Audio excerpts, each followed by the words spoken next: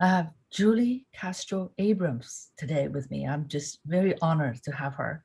She's the founder, CEO, and chair of How Women Lead, a network of 14,000 women. They are top executives, leaders, and current aspiring board members and investors. Julie is also the GP of How Women Invest, an angel investing fund that has invested millions in women-owned startups. Recently, Julie was featured on Forbes magazine for her accomplishments on leading how women invest. And she's also on one of the task forces of California Governor Gavin Newsom, the First Partners initiatives. For my own personal involvement with How Women Lead over 2.5 years, both as a member of the leadership committee and through helping aspiring executives to get on corporate boards with their board bios, LinkedIn profiles, and resumes, I have come to know Julie really well and admire her passion, talent, brilliance, leadership, authenticity, and business savviness. And all of these are inspiring to me and to lots of women. Welcome, Julie. Thank you for having me.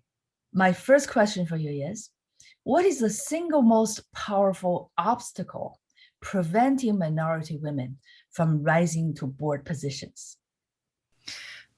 Honestly, it's something that is very hard to control or to counter. It's bias. We have heuristic structures that we have that help us, organize the world. And unfortunately, the people in power have biases in their minds about whether or not what women of color and women can contribute in the boardroom. So we have to work against those biases, which is just super hard. Yes. Yeah, I agree with you. And somehow I learned the statistics that in Asian countries, not all of them, women startup funders, they get more of an equal footing treatment with men. They get funded more equally than in the United States. So I guess, we have, as an advanced country economically, we have a longer way to go than the rest of the world in terms of the, respecting women leadership. So number two is, what parts do men play in advancing qualified women to board positions? Do you view men in leadership positions as women's career partners, helpers, or competitors? I think play every role that you could possibly play, and so do women. Not all women are great actors either. So I think what men in their best possible selves, what they can do for us is they can be conscious of the bias and actively work against it. They can learn how to put structures in so that when you have meetings where you have diversity in that community, in that room, that you can really get everybody's voice heard and not let people be railroaded over. One thing that we know, another sort of way we are as human beings, is most of us in our personal lives, our community, our friends are kind of like us, similar ages, similar ethnic and educational backgrounds. You have to work pretty assertively to sort of break through and find other people to have deep relationships with. But it's not just knowing them and checking off a box. It's like, how do you really find common ground and safety amongst each other? It is far easier for any of us to talk to someone, to make decisions, to move quickly if the person already knows where we're coming from because they're like us. So men, let's say a 50-year-old white guy, most of his network's gonna be 50-year-old white guys. It's not his fault, that's life. So what he has to do is understand, I'm not going to get the best contributions to this board or this company, whatever it is, if I only go to my network. It's easier, it's faster, but it's not good in the long run. I'll give you an example. Product recalls in companies with diverse boards go 3 times faster. Someone can die if you do not recall certain kinds of product problems, right? So the reason why? Because groupthink in environments where you are all very similar is extremely problematic. It happens all the time. It's a shortcut our brain puts us through to be able to get to faster decisions and save energy. If I'm with some other people who are like me, and I know one of them, always does her homework, I might be less likely to do my homework. But if I'm in a diverse group and I represent my unique position of what I know, I'm going to do my homework, show up prepared, and be ready to advocate for my position. And so that's an example of what happens in those group dynamics. And there's a great Stanford researcher, her name's Amy Wilkinson, and she's done research that shows when you have a diverse group, just like I just explained, everybody up games, everybody works harder, everybody does more and brings more to the table. It's harder on the individuals and it's harder on the leader. So that man or woman who is leading that board meeting or that group needs to actively work to create a sense of everybody's, engagement and contribution. And then they'll have more risk management, better financial performance and decision making. And frankly, in this day and age with lightning fast social media, et cetera, you will have less risk of the company making a big misstep. Yes, I heard from the corporate leaders that diverse groups, truly diverse groups, they perform better, period. Absolutely. Yeah. And also it's like the avoidance of echo chamber. If you have a bunch of just very similar backgrounds, similar points of view sitting together, they don't see their own blind spots. And they don't have the challenges. They're not held to a higher level of performance and thinking. If they feel the pressure being challenged because the group is diverse, then everybody performs better. Yes, I totally agree with that. And that actually is in every single area of life and work. It's not just the boardroom. Right. I wish that applies to politics, but it does apply, but it doesn't mean that we do it. That's true. It's too party line entrenched. It's like, politics is not a football game, but too bad. Many people play to their disadvantage, viewing it as a sport. Okay, so number 3 is how women lead similar to and different from the feminist movement? Well, I mean, the feminist movement depends on which one you're talking about. There have been many, many, many over the years and over times and in different cultures. And this is feminism means you want to see everybody have an equal opportunity. You want women to have equal opportunities. My guess is if I said to, the United States population, let's say, what percentage of you believe women should have equal opportunities? My guess is 95% of the people are going to say yes. If you say that the feminism word, people have it so misconstrued, that, half of the people will say yes. And so I really think it's just got a bad rap. But how women lead is all about feminism. We're all about equity for women, period. So we tackle the areas where there is the biggest inequity and the biggest opportunity to influence equity and justice for women and people of color across the board. So that's things like 2%. Only 2% of every venture dollar that's invested in women in companies is invested in women founders. It's abysmal. 98% goes to men. And so if you think about that, it is so egregious. There's deep bias in that system. There's no way you could argue that there aren't, and of course we've proven that there are plenty of women ready to be invested. In fact, Morgan Stanley did a report in the fall that said you could put $4 trillion into the hands of investors. We could make massive amounts of wealth if we just invested in the women-founded companies out there. We are leaving as a society, we're leaving massive amounts of wealth on the table. But to me, women aren't actually, we have some things that we can do better. We need to step up and start investing in venture. And if we don't start doing it, we're leaving power, influence, and wealth on the table. Venture capitalists are the first board members to serve in early stage companies. They they are the ones who make or break it when you have brands and products that you want out in the marketplace. And of course, when women founders are funded and grow big companies, they amass a lot of wealth. Often they will then start, playing in venture themselves. They'll start being a venture capitalist, and the cycle becomes elevated and richer. We have got to start using our money and our power and influence to move the needle for all of us. Yes, that is so timely. Historically, during the Civil War, it was a group of women who were first to petition for the 13th Amendment. Mm-hmm. And the women's suffrage, about 100 years ago, without their active participation and advocating our rights, we would never have the voting rights for ourselves. So however you label it, time is now for women to be treated equally and not to be biased against. Okay. Well, can I just say, Joanne, a lot of the historical reasons for not having women on boards or for women not being in the C-suite are gone. So women have more education than men. Black women have the highest level of education in the United States of America.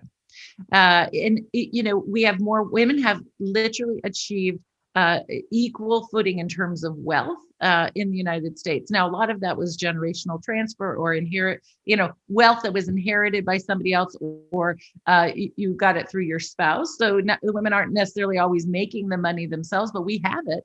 And we need to step into the power and use that wealth well. So, and furthermore, 30 years ago, there were only a handful of women who were working in professional executive careers. Now, the only thing that's stopping us is the bias in the system and the broken ladder that we find throughout the process. But women are prepared educationally, experience, and with the power, influence, and wealth if we want to step into it. Okay, so next question is very relevant to mothers because it is a personal issue as well as a societal issue. Okay, some women believe that being the best mothers they can be is leadership, since women raise their sons and daughters as the future male and female leaders. In doing the best they can in a traditional role like Barbara Bush, women are leading too in that regard. What is your view on the diverse approaches to women's leadership? Well, I agree with that 100%. I have a son and a daughter. And they're adults and they're amazing human beings. And so I feel like, the definition, there was this definition called the ideal worker. It's somebody who can work 90 hours a week and get on airplanes and do whatever they need to do. They're going to sacrifice everything for the company. That's an old archetype. It is unhealthy. It's not sustainable for men or women at this point. And so I think we have to, completely shift how we think and create flexibility both at work and in just life stages. There's a friend of mine, Lisa Stromberg, who wrote a book, and she researched all of these working mothers who had taken some time off at some point in time. And her research showed that it ultimately, if it was within a reasonable amount of time, like a couple of years, when people went back to work, they got right back on and did just as well as their peers in terms of their career. So our lives are long, creating some flexibility in how we think about, when we work full steam ahead, when we take a break, whether it's kids or whether it's caring for your parents or whether it's wanting to go do some social work, in another country as a Peace Corps volunteer for a year or two. A lot of people make choices like that throughout their careers. And I think it makes you richer and better. But to me, ultimately, I've accomplished a great deal in my career. The very best thing I've ever done is raising my beautiful children. And they're strong, they're smart, they're kind, they're responsible, and they care about the world. And that's, to me, what could be better. Yes, I myself took years off raising my two sons. And it wasn't an easy choice. Okay, you devote your full time raising them when they're small, when they needed you the most, when they're being molded. So I don't regret that. But I admit, after they're grown up, I finally got the chance to fully live my dreams and do what I love every day. You know, I don't have enough hours in the day to enjoy my work. It's not like really work. It's like vacationing every day, because at different stage in our life, we make choices, and motherhood is a sacred duty. And your own children, they can only bond with you for so little time when they're small. You know, that's the influential stage. Yes. Exactly. But I just wish people didn't see it as black or white. It's not, you know, it's not one or the other. There's a million ways to do it and do it beautifully. I have siblings, one who has worked but didn't work with the intensity and leadership that I did. I have another who stayed at home with her kids, and another who's gone in and out of staying at home. And we all have built different skill sets and different experiences that add to who we are. My belief and experience, because we had enough resources to be safe and have support, and we were very lucky. But all of our kids are thriving, regardless of what that composition of, you know, the mother's engagement at different moments in time has been. So I think there's all kinds of things that can work. I know that you know, research says that working moms have more, their daughters often, and sons, I think they say, will have more executive success. I don't know. I feel like I've seen it all over the map in my personal experience. But what is kind of fun is my kids will say to me, you know, all the things they heard me negotiating on, you know, on the phone while they were in the room, if you will, for work, et cetera. All these messages about how to be at work, they took them with them, and it's made they say they can hear my voice in their ear while they're working, about, you know, be direct, be crisp, get to the point, tell me what the goal is, what's the best possible outcome, like all those mantras that, you know, as a leader that I am always saying to people around me. You know, they got a little bit of a leg up because at least they had all that language. So right. So there is no one universal recipe for everybody, because every family is different. The situation, and every kid is different. right? I have family members and friends with kids with special needs or other challenges. And some people, you know, are better at multitasking. Some people thrive on the chaos. Some people need the balance. Right. And the choices are different, and the support system is different. Each family has different support system. And so we do respect every woman's choice based on what they have and what their priorities are at certain stages of their life. And I do want to follow up on the point you mentioned, that when the old prototype of corporate supermen, superwomen is not healthy. So pandemic had this silver lining of reminding us what can be accomplished efficiently without being trapped in an old streamline, the assembly line model. So the new model is a platform model that people can collaborate online. And of course, there are things that online meetings and online task management is not enough. You do need, you know, some kind of a contact sports. You need people to get together, you know, as a team. But I think we're moving toward an era where more flexibility is allowed for motherhood, for men supporting raising children, and the society, because it takes a village, you know, to raise kids. The society more taking more shares to shoulder, you know, the burdens more equally. So that is a, you know, we can talk about that subject for a long time. Now, let me move on to the next question. The term women of color can be Latino heritage, African Americans, Asians, etc.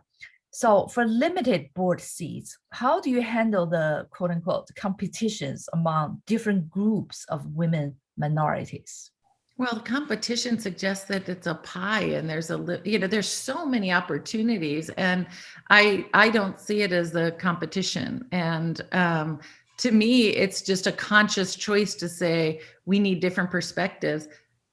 I don't have to tell you, the suggestion that all Asians or all Latinos are somehow one type of person is insanity. You could have such diversity just with Korean women, let alone comparing Japanese women to Chinese women to Thai women to Korea. I mean, the diversity is tremendous.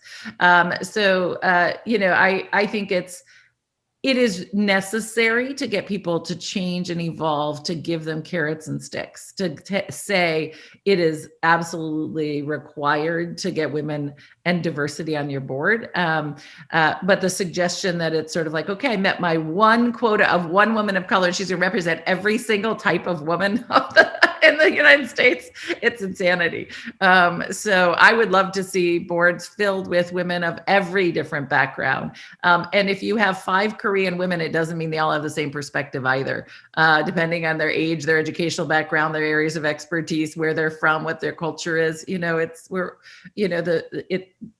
it's the diversity that makes it beautiful, and gets us out of groupthink and the dangers of that. Yes, you just answered almost my next question, which is, how do you handle racial and gender stereotypes and reverse discrimination? Yeah. Well, what do you mean reverse discrimination? Tell me what you think that means to you. It's well, the politically correct quote unquote version of discrimination is like men discriminate against women, and the white discriminate against the color.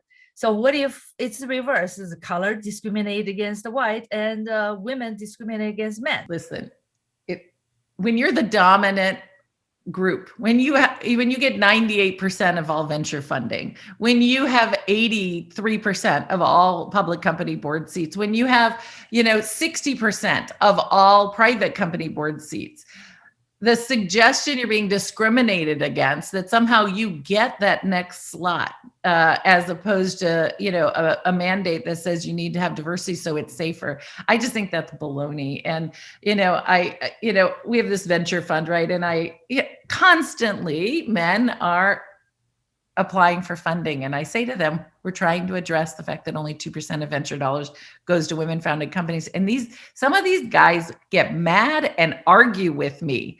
I'm like, this is the thesis of our fund, and you can talk all you want. It doesn't matter. But I just think that there is this sense that like, I deserve everything. And if anything is outside of my reach, it's discrimination. And that's just unacceptable thinking. I'm married to a Mexican immigrant. We have 2 kids that are half Mexican. And they also won the genetic lottery. Both of them skipped a grade. They're both extremely healthy and successful. And our son took every AP class, got straight A's. And in addition to skipping a grade and getting all those, being brilliant, he also physically is very strong. So he was one of the top 10 swimmers in the United States of America. Wow. And he was recruited by every single university in the country, all the top ones, because the other ones didn't even try. And he ended up choosing to go to Harvard. And my daughter was in the line at Starbucks to get a cup of coffee. And she heard a couple people in front of her say, "Hey, did you hear that Kenneth got into Harvard?" And one of them said, "Yeah, it's because he's Mexican." Mm-hmm. Now, they can choose to look at it that way. They could also think like, he's just better than us at every single thing. I mean, he just lucked out. It's not, I'm not taking any credit for any of it, but to suggest that, to always carry that around, that to me right there is racism and discrimination. Like that sort of belief that, anyone who's got a drop of brown in them somehow couldn't possibly have gotten it on their own merits is so wrongheaded. But it's constant. And as a white person who's very moves in this world with a decent amount of privilege and but also a lot of understanding, because I live with an immigrant and I've spent my entire life working with and supporting people of color. I'll tell you, I hear it all the time. And these subtle racist comments. I was in a board meeting and we were getting some research about the composition, what percentage of the population is going to be, different ethnicities going forward. And a white woman leans over to me and she says, well, where does that leave us? As if somehow like fewer white people means something less for white people. Like to me, it is, it's just outrageous that we continue to think in these ways, but it's this tribal small thinking mentality that, more for you means less for me somehow, as opposed to the pie grows, which it does. We all make more money when we do things in a way that gives equal opportunity to everybody. It literally does not take anything away from the white guy. Right. So it's the point of scarcity out of fear. Zero-sum game. If you gain, I lose, that kind of mentality. Again, relating to the football game mentality toward politics. Okay, versus from the view of plentifulness. It's like we all grow the bigger pie together instead of fighting over the crumbs. We all contribute to growing a bigger pie, and everybody, is better off, which is the fact. There's this research, or this little research that just came out that said, it was talking about gamers. So the male gamers who are B players, they're not great. They are violently against and say nasty, negative things about women gamers. But the A player guys treat women equally. So what's kind of interesting too is to think about who's the source. Is it the A guy? Is it really, the men who are the most intelligent and successful, or the people, or is it that B person who's threatened because they actually don't have the skills to get into? Can't qualify for Harvard, or they don't have the best business and shouldn't be getting venture investment. To me, I think we have to also always just kind of go, where's that? What's that about? Why are you so threatened by me? Is there a reason why you're so worried about it not being about it being an equal playing field? Do you really feel like you're not up for it? I think that's the sort of mirror I'd like to shine, to give people, and just say, it looks really ugly when you look so insecure. So don't say these negative things about women and people of color, because it clearly shows that you're not up for the task. That's kind of what I think the research might show. They're trying to cover up their own insecurity by projecting it onto some group they can victimize. It's a projection. And I don't think nobody does this. Well, not nobody, but people don't really do this intentionally. Oh yes. And so part of it, you're like, oh, I mean, if you can step back and think like, I feel sorry for you, because clearly you do not. Yes. You don't feel like you're gonna. Let's follow that line of thought. So it's in our interest, men and women's interest, aspiring men and women's interest, to put the best in a leadership position. The A players, the true A players in the leadership position, whether they're men or women. Good. About quota mentality. It's like, oh, I don't care whether women are qualified or not. There is a quota here for the public board, and therefore everybody should have a woman, whether they're qualified or not. What do you think of that? That isn't even on the table. No unqualified women are getting on public company boards, Joanne. It just doesn't happen. And there are a lot of unqualified men. So let's just be clear. Anita Sands is a great public company director. She's brilliant, wonderful woman. And she says, like, the day we have unqualified women on the board, we'll know that we've made it. We know we've met some kind of equality if somehow, you finally get unqualified women on the board.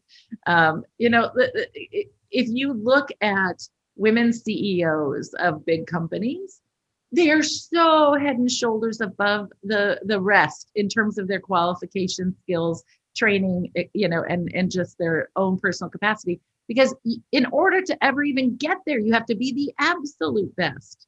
There's no way you're being passed along if you're a woman or a woman of color. You fight for every single thing that you get. That's true. I agree with that, because it takes us a lot more than men to quote unquote prove ourselves. But if men or women prove to be not deserving at certain position, they screw up. Well, women have an equal chance to screw up too. We don't have to, be unrealistic, but the opportunities should be the same. We exceptionalize anyone. So if you have 3 women CEOs out of the 500 Fortune 500 companies, I think maybe it's 5 right now. I don't know. It's not very many. If you have such a small number and one of them screws up, people are like, oh, that's why that's why you shouldn't have women in, which is so wrongheaded. Right. The other thing is, she may screw up, but most of the time what happens is they bring in women when the company's failing. If you look at all the women CEOs of the very top companies, it's very rare that they're brought in with a company that's thriving. They're coming in to clean it up and rescue. And so the likelihood that they're going to be successful is even more, challenging. I hope they will bring us on when whenever they bring men on, whether we're not supposed to be just clean up, but we can lead the company to thrive too. Okay. So again, it's an equal opportunity issue. So number 9, my question is, in light of the partisanship and divisiveness in our country, would you want How Women Lead to contribute to the unity of the country? If so, in what ways? Of course. But I'll tell you, for me, there's some conversations about unity that are happening that I will not buy into. I will not buy into going backwards or unity in a way that sacrifices justice and equity for people. So personally, I am going to fight for what's right, not always what unifies. Now, I would love, to me, my whole raison d'etre, my whole purpose in the world is love. I can understand you and not want to unify or agree with you. I can care for you and still believe that what you're doing is wrong. But I will not ever. That's probably why I can't run for public office, because I'm not going to compromise my integrity ever. For me, that's the bottom line. So if somebody else thinks unifying means we compromise, I'm not going to compromise things that, for me, that should be hard and fast rules. Mm-hmm. That is such a perfect segue to my next question, which is, would you prefer America to be a melting pot or a salad bowl? Oh, I'd love a salad bowl. Melting pot means everybody is gray and looks soupy and the same. I love cultures. I love differences. I just wish we could respect and be and lean in and try and understand, figure out where are you coming from and how can this add value to what we're doing, as opposed to feeling threatened by it or otherwise somehow othering. I'll tell you what I think is kind of interesting, Joanne. I grew up in Iowa, white person, lovely, good education, very little diversity. So actually, in some ways, I think I wasn't taught some of the hate that a lot of people were taught, because there was nobody close enough for anyone to point at, right? Anything that was happening was on TV. But I feel like, and most white people in the United States feel this way, like there isn't a culture and you feel like you're missing out and you feel a little jealous. And for me, I was like, oh, I can't wait to learn about all these different cultures and really get to know people, understand their food and their language and everything else. But I think a lot of white Americans actually get threatened by it because they don't understand it and they're a little jealous. And so instead of being open-hearted, open-minded and leaning in, they actually kind of do the opposite, which is, isolate and hunker down in other people. But I really think it's because there isn't a sense of unification. So when you look at the last couple of years, this like, make America great again, go back. It's like, go back to what? There isn't an American culture that you can get your arms around and say, let's all unify behind this. individualism is one of the biggest things about our culture. Well, that in and of itself suggests there's not a unifying message. The whole point is like as if there's a meritocracy and a bootstrapping, but everyone in the United States knows there are limits. It's not a true meritocracy, even for white people. There's always someone wealthier, someone with more access, someone with more something. And so it makes you mad and they can't understand it. They haven't figured out the why around it. And so they want to blame somebody else. It's just like the person blaming, saying my son was going to Harvard because he's Mexican. It's them not wanting to understand or accepting that they themselves, might have some limitations. Yes. So I wrote a blog just a couple of weeks ago. It's about poetically and then metaphorically speaking, you either live in a ever shrinking world of yourself, withdrawn, because you view everything else is a threat to you. So that is like a life of black hole, okay? Or like a life of a big bang. You keep expanding, keep growing, keep expanding, and embracing the difference, embracing the novelty, and you enrich your life that way. It's just the universal language of binary two ways of being, and so it is our American challenge, and the global challenge, because we are getting such a smaller, ever increasing smaller world due to the digital connectedness. Yeah. And how do you have this common thread of humanity at the same time celebrate diversity and culture and still keep the community, the country together? It's always going to be a challenge. And at the end of the day, because literally the way our human brains work, our heuristic, it literally from caveman days, we classify things and people. We try and figure out what's dangerous to us. We try and organize things. These all, no matter what color, they're all apples, right? Whatever that heuristic is. And we have to work against that in this world that we are. So you have to actually acknowledge and undo our conditioning, our thinking, yes, about, what is truth threat? Sure, certainly. Yeah, because the common humanity is the overwhelming theme. That is we need to train the next generation, train ourselves, and to deal with our own biases. And well, and certainly there's discomfort in different moments of that. Like, you go to France and, the French people think the Americans are too brash and they're too this or they're too whatever, right? And you can feel it sometimes, that backlash, right? I don't mean to pick on French people, but it's something we all understand. I think that cultural thing, that doesn't feel good. It doesn't feel good to feel like you have, when you don't know the dominant culture, that you're screwing up. And it's in all kinds of cultures. Some cultures, it's like, don't look me in the eye. Don't touch the person's, shake the person's hand in a certain way, or whatever it is. They're cultural frames and you have to learn them. And if you have a little bit of ego or narcissism that stops you from wanting to learn that culture first, you're going to feel rejected because someone's going to bristle at you because you're not doing it the right way. You're doing it in a way that's uncomfortable for that culture.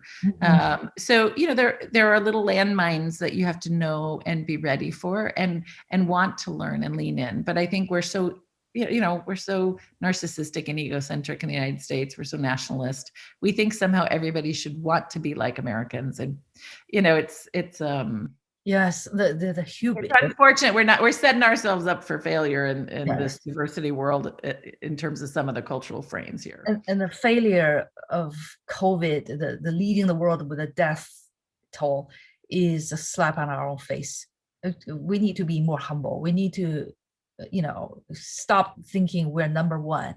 At the same time, striving to be the best, to be the beacon on the hill for the rest of the world by how we deal internally with racial diversity, with ethnicity, and all the different subcultures in this overwhelming American culture. Okay, so next question is: women are not immune from vices.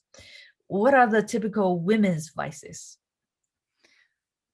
Well, vice to me is generally something like, you drink, you smoke, you whatever. But let's talk about just like cultural behaviors. There's this professor from Dartmouth. Her name's Dr. Ella Bell. And I got to hear her and read her book this summer. And it was really transformational for me. She looked at the career trajectories of Black women and white women, just those two groups, and what were the different influences along the way. And when she asked Black women, who do you admire the most? They could rattle off, historical figures, current figures, et cetera. When she asked white women, they were like, it was very hard for them to say which women do you admire? And then she asked, well, do you respect and admire your mother? And no matter how crappy their mother might be, Black women overall admired and respected their mothers, and white women didn't. And I'm telling you this to give you some insights into there's a real cultural frame where white women don't trust each other and they undermine each other. It is a cultural thing that we grow up with it, we get it honestly, but we need to undo it.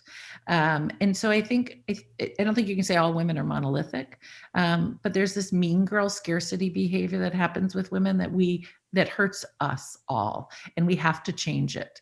I grew up with that, and I'm actively trying to undo that every minute. Another thing that we do as women is we act like our contacts and connections are scarce, or that it will be a massive reflection upon us if we make an introduction and someone isn't perfect. And so we hold our connections really close to our chest. And that's also very dangerous. For us, it means we're not getting introductions for board opportunities. Other women are not actively sponsoring us or speaking up for us when we're not in the room. They're not extending their privilege. Men, and if you interview a bunch of women, men do it for them more than women do. So women can and must be better in those ways. The other thing is a lot of us are taught culturally, and myself included, it's better to be behind the scenes. Don't take up too much airspace. Don't be too visible. And it also, again, hurts us. Because Joanne, when you are shrinking, my daughter's watching you. She watches how you hold yourself. So we need women to stand up and be confident and even get out of your own narrative or story that the culture has taught us, and be unabashedly visible. So I think there's some very clear countercultural things that we can do as women that would help everybody else. The ripple effect is really significant if we do that. Very insightful.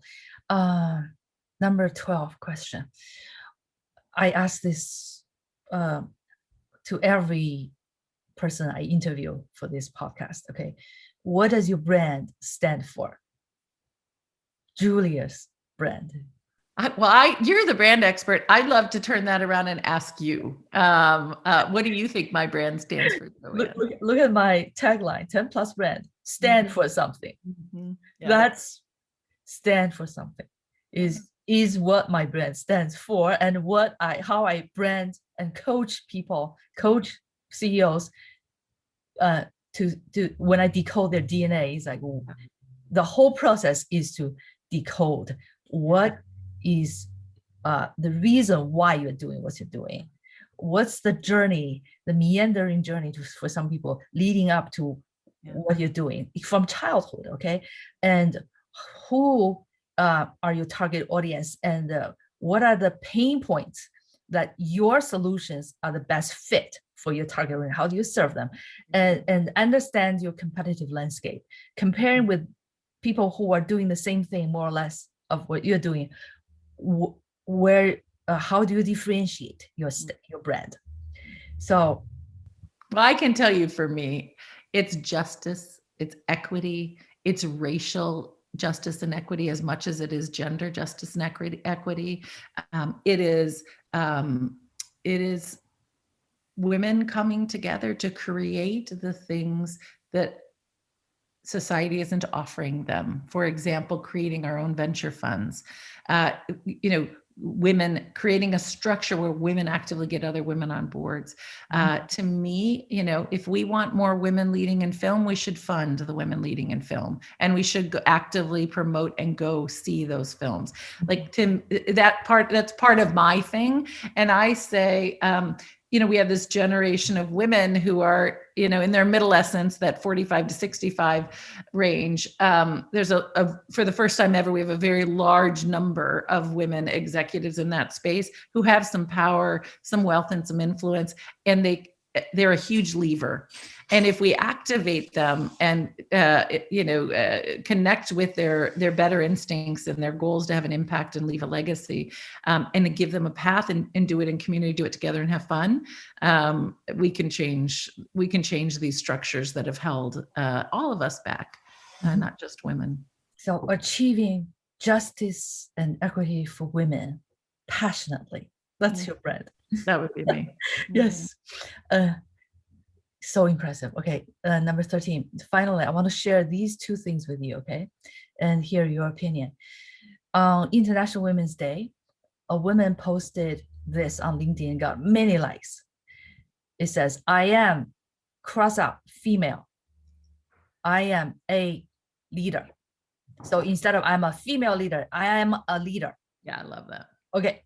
Then number 2 is this picture. For my podcast audience, I will describe this picture briefly.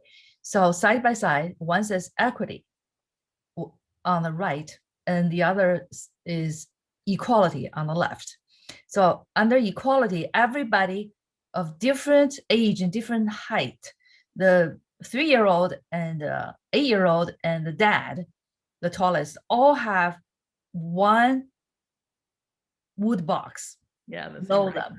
And then they're all watching a game. So the dad is like 3 heads above the fence, and the 9-year-old is 1 head above the fence, and the 3-year-old, even with the same sized wood box beneath him, cannot see over the fence, cannot enjoy the game. That's equality. Equity is the dad has no wood box, the 8-year-old or the 9-year-old have 1, and the 3-year-old has 2. So dad give his box and stacked up.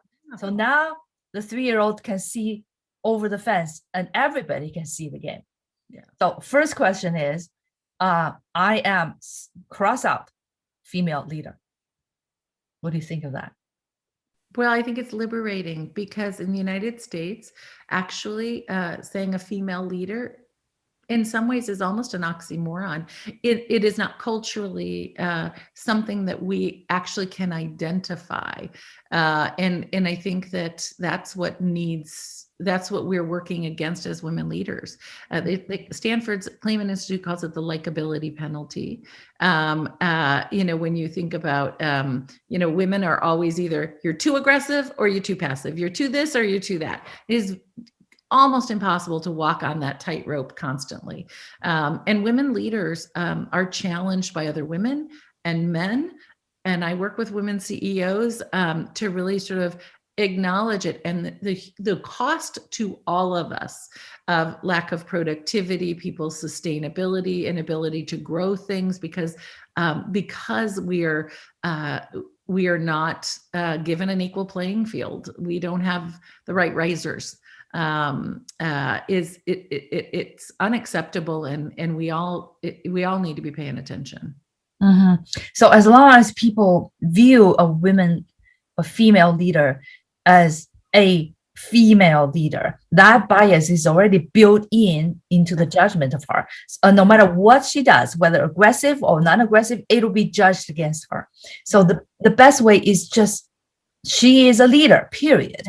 Yeah. Yes. Yeah. Okay. So what about this equality versus equity? Well, I mean, I think you named it beautifully. And this is the thing. If everybody can't see the game, the dad's going to have to constantly explain to the 3-year-old what's happening. he is going to be distracted by the 3-year-old. It is so much better for everyone if everyone gets a chance to see the game and to have an opinion and to engage. It's more fun for everybody. So that's what I would like to see, is all of us. And listen, it's conscious. It's not an unconscious thing, because our unconscious state puts us into a system of bias that we have to undo actively. So it takes work, Right. but the benefits are tremendous. And that's the perfect answer to my prior question about having quote unquote quota for the public boards. Yes, in the beginning, when we are so disadvantaged in terms of the opportunity, we need that extra wood crate beneath. Yes, but the 3-year-old will not be 3-year-olds forever. Yeah. The 3-year-old will soon grow up to be tall enough to watch the game himself. So women at this stage, we do need this system to give us an equal playing field, because we were disadvantaged severely. Yeah. But this is not going to be the forever solution. And that's actually. Well, and let me just give you one reason why. Most board seats, 85% of board seats, are filled through word of mouth, referrals from other board members. Mm-hmm. As I talked about in the beginning of our interview, if all of your contacts just look just like you, Mm-hmm. and you're making referrals from your close networks, you will never diversify a board. By forcing the issue and requiring, if you have 7 or more directors, you have to have 3 women on your board in California. That means when new board seats open up, 3 out of the 7 people are going to have different networks now. So in concept, over time, it's not just a matter of people accepting the contribution of women. Literally, there will be more people at the table making those decisions, building, bringing people into those networks. There's nothing equitable about how boards are built in our country right now. It is rife with bias. You can call it proximity bias. There's 280 types of biases in the human brain. So I do have one more question. Okay, imagine how politically incorrect to have an organization called How Men Lead. Do you foresee that someday we no longer need to have gender-based, ethnicity and race-based organizations like How Women Lead? Maybe. I do know that there is, when people in, you talk about the salad. I think it's really, there is a time and a place where it's really fun to get together with people just like you. Your literally your nervous system relaxes when people are like you and get you. Sure, wouldn't it be great if there was no, How Women Lead wouldn't exist if there was complete equity and justice. There wouldn't be an impetus to make it happen. But I like hanging around with other women. I hope we always get that opportunity. Yeah, men have their own exclusive clubs too, Me too. And you know what? If it wasn't so destructive in all these other ways, if it didn't reinforce negative things or create less value or injustice, it wouldn't be so bad. But unfortunately, what could be seen as something innocuous ultimately causes problems. I see. It's going to be some years. It's going to be a long time. Well, right now they say 280 years. So I don't think we really have to worry right now about the moment we get to equity. We can leave that for the next 5 generations from now. Yeah. I agree with you. Totally. Yeah. Well, thank you so much. This is very helpful and inspiring. Yes. And I truly, I'm hat off to your courage, to your passion and your leadership. Thank you, Joanne. Yes. And look forward to working with you, on How Women Lead. Thank you. Enjoy the rest of the day. All right. Bye.